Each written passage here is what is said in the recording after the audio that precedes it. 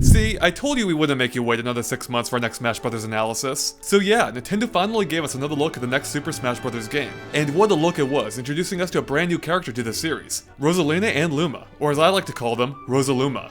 And with that, let's start up the old analysis machine to see what secrets the trailer might be hiding. But of course, please make sure to check out our previous 30-minute analysis if you haven't already, as we're only going to be covering the new stuff here. And with that, let's get started. Okay, so obviously the trailer focuses on Rosalina and Luma, who work together as a single character, with Rosalina controlling the Luma using her wand. And they appear to function sorta similar to the Ice Climbers, but there are some key differences. With the Ice Climbers, you controlled one of them directly, with the other following behind mimicking your every move, with a slight delay. But with Luma, not only does he have no trouble keeping up with Rosalina, but he even attacks at the exact same time that she does too, essentially operating as a duplicate character. It might help to think of it as a little bit like the double cherry power-up from Super Mario 3D World. Now for the most part, Luma is seen attacking in the same direction as Rosalina, but during at least one scene they actually attack enemies in opposite directions. So it appears that Luma isn't entirely locked to Rosalina. But how is this controlled? Does Luma automatically hone in on the closest enemy? Or what might be more likely is that when Luigi attacks him here, he temporarily becomes desynced, allowing Rosalina to turn around without him following. Again, similar to the Ice Climbers.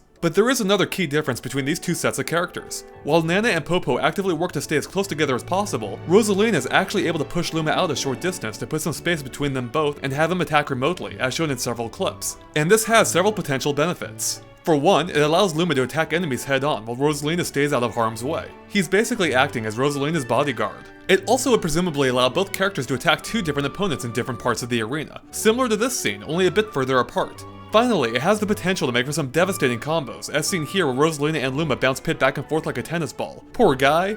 In addition, in this scene, we can see what appears to be an already separated Luma moving even farther away. Is it possible to repeat this move to continually increase the distance between Rosalina and him? Of course, it's also possible he's just responding to one of Rosalina's moves that we can't see because it's off screen. Moving on, we also see Luma use a projectile attack at a couple of different points throughout the trailer, but he seems to only do this when separated from Rosalina, who we never see use the attack herself. So is this move exclusive to Luma? And if so, can he only use it when separated from Rosalina? Oh, and did you notice those projectiles are actually star bits from the Super Mario Galaxy games? Yeah, it's a pretty cool detail. Now beyond all of this, there's still several other mysteries surrounding Luma. For example, in this clip we can see Rosalina jump without Luma following her. And after that, Luma then jumps for apparently no reason himself.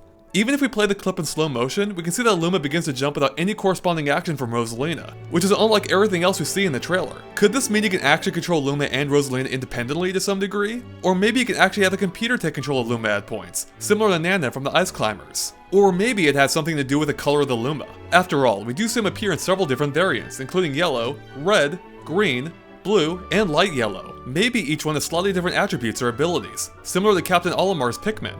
Although they do all appear to behave mostly the same throughout the trailer, with of course the exception of the blue one here, who only appears in 2 clips. Of course, since they all do seem to behave the same for the most part, it's also likely the color is purely cosmetic, so maybe the color of the Luma changes randomly each time he appears. After all, we do know that he can be killed, as shown in this clip, and that Rosalina will then have to perform a magic trick to make him reappear. But will she have to do this at the very start of the match too, or does Luma appear with her from the start? Also, did you notice how long her animation to summon Luma was? It seems like this will make her quite vulnerable, which should serve as a strong deterrent to having him killed in the first place. Now speaking of summoning Lumas, it appears that she'll even be able to summon them while being held, such as in this clip where the green Luma appears and attacks DK, freeing her from his grasp, which could be extremely useful. However, if we freeze the clip at the very start, we can see for a single frame that she's not actually summoning Luma for the first time. Instead, he's simply warping from elsewhere on the battlefield, which is pretty cool in and of itself. This means that not only can Rosalina push the Luma away, but can summon him back too. Now what we're not sure about is if the attack he performs immediately after being summoned back is actually at Rosalina's command, or if it's just something he does automatically whenever he's summoned back. But we think the fact that he rejoins Rosalina at her side immediately afterward hints at the latter. Okay, that's enough about the Luma himself for now, as Rosalina has some cool tricks up her sleeve too. For one, we get a look at several of her attacks, such as what appears to be her stationary normal attack combo. Then we see what might be some of her smash attacks, such as this one which appears to be a side smash, as well as what appears to be a charged version of it here. And her leg sweep might be her down smash. And of course, as you can see, Luma mimics all of these too. And by the way, did you notice both of these moves have something else in common? They both seem to cause an unusual effect to appear that looks like a mini galaxy. Yep, these are clearly some stellar moves. And for this reason, we think this attack might be her normal up attack as opposed to a smash, since it lacks that effect. Although it does seem that the galaxy effect may not just be limited to her smash attacks, as we also see it appear during this aerial kick attack. Now at first we thought this move might be her aerial up attack, but it might actually be her side one because of the next pair of moves that we get a glimpse of. In this scene, we can see a halo-like ring appear above her and travel upwards, whereas in another clip one appears below and travels downward. So we think these are most likely to be her up and down aerial attacks respectively.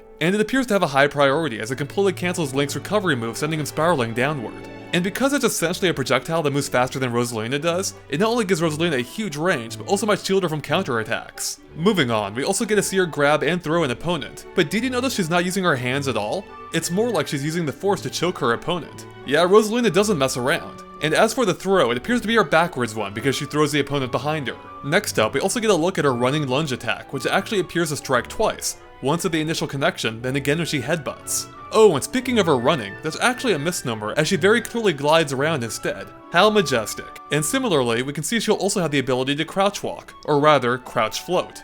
We also get a couple of glimpses at her double jump. Finally, we get a look at what seems to be some of her special moves. Of course, there's the one where she summons Luma that we already mentioned. Could this be her stationary special? Also, we should mention that we see her perform what appears to be that same move elsewhere in the trailer. Only this time, Luma doesn't seem to appear. Could it be because he's already been summoned? Or maybe this is actually just a taunt of hers. Next up is what appears to be her recovery, which launches her up and to the side before dropping back to the ground. And did you catch the two rainbow stars that appear are a clear callback to the launch stars from Super Mario Galaxy? And then we had this special, which appears to pull all nearby items directly to her, including the very Pokeball being thrown right at her. And in fact, it appears to cancel the Pokeball's attack entirely as it doesn't activate when it does touch the ground. Sneaky. So this could be extremely useful for snatching items away before your opponents can grab them.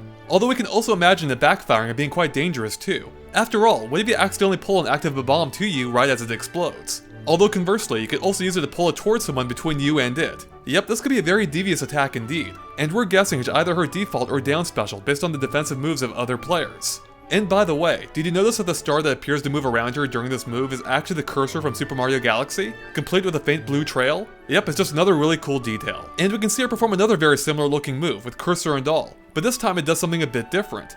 In this case, it actually bends the water from Mario's water pack around her in an arch. So we're guessing this basically acts as a force field protecting her from projectiles, and maybe even items too. This too could be quite devious, as you should be able to redirect enemies' attacks around you to attack another opponent behind you. And that covers it for her attacks, but there's still one final detail about her I wanted to point out. And that is, we can see her outfit now has star patterns along the bottom of it, which is yet another neat little touch by the development team. Okay, so that wraps up everything we know about Rosalina and Luma, but there's still a few more interesting details revealed in this trailer. For one, if we go back to the items scene, we can see it confirms the return of several items, such as shells, fire flowers, Pokeballs, which we already suspected thanks to that image of Xerneas a while back, and the redesigned ray gun, which of course Sakurai himself confirmed a short time ago. On top of this, a recent screenshot might reveal one more item. Here, we can see Peach reaching toward Rosalina's crown, but doesn't Rosalina look a little big to you? Granted, it could just be a perspective issue, but we think it could hint at the return of the Super Mushroom as well. Moving on, we finally get to see the villager's turnip move in action, and we can indeed see that he simply holds it instead of using it as a projectile. In addition, even though we already knew a random amount of turnips appeared each time, the proof really is in the pudding, as only 2 appear here as opposed to the 3 in the screenshots. We also get the briefest of glimpses of the villager's recovery move in action, though it doesn't really show much that we didn't already know. Although we can see that you will have to pop his balloons individually as opposed to a single attack doing both in. So we can't help but wonder if destroying even just one might compromise his ability to recover. Toon Link also makes an appearance in the trailer, and we can see that his Wind Waker taunt also returns. Yeah, it's not terribly surprising, but it's nice to know regardless. Beyond the characters, the trailer also provides a few new details on some of the stages, such as the fact that you'll be able to grab onto the ledges of the planes in the Paladwing stage. Oh, and while we're on this scene, it looks like Luma won't have to worry about grabbing hold of the ledge, as it seems he'll be able to simply float alongside Rosalina, which is yet another difference from the Ice Climbers. And in the boxing arena, that may or may not be based on Punch-Out, it totally has a fully polygonal crowd, which is a nice touch. Then we get the confirmation of a new location you'll be stopping at in the Skyloft stage, as we can clearly see Batro's house in the background, which as you may recall resides in the lower level of Skyloft. Next up, we get another glimpse of the Pikmin 3 arena, complete with the suspended pulley platforms from the game itself. But unlike those ones, it appears the ones here may not respond to weight, although it is possible they're just slow to respond or perhaps require even more weight to be affected. And we finally get our first look at the Mario Galaxy arena in motion, and it behaves much as we suspected, with Spaceship Mario, the Star Shroom, and the airship all cruising around in the background. And while it also confirms that the main planet itself doesn't appear to move or rotate at all, if we fast forward the footage, we can see that the one in the background here does. Just another cool little touch. Okay, and that covers it for all the arenas we already know about, but we can't help but wonder if the trailer's fake-out opening might actually be hinting at one more. In it, we get a glimpse at Rainbow Road from the Mario Kart games. But though it obviously looks similar, the course design itself appears to be entirely unique, as in, it's not actually from any of the games already out. So it raises a few questions. 1. Could this actually be a brand new stage similar to Big Blue from Super Smash Bros. Melee? And if it is, what is it based on exactly? Maybe it's just a general representation of the idea of Rainbow Road. Or maybe it offers a sneak peek at the one inevitably coming to Mario Kart 8. The go-karts the characters are using do appear to be from that same game after all. Either way, the racetrack also appears to be paying tribute to the Mario Galaxy series, as there are what appear to be star bits in the background, which also appeared in the Mario Kart Wii's Rainbow Road. And of course, I couldn't help but notice a super fancy reflection on the ground. Could this be a reflection of what's actually in the gameplay version too? Again, assuming it's an actual stage in Smash or a racetrack in Mario Kart. Who knows? And with that, we're done covering everything we could dig up from the latest Super Smash Bros. Wii U trailer. As always, let us know if you missed anything by posting in the comments below. If you like this video, please make sure to like and follow us on Facebook and Twitter at GameXplain. You'll find links to them in the description below. Thanks for watching, and make sure to stay tuned to GameXplain.com for more on Super Smash Bros. Wii U and 3DS and other things gaming too.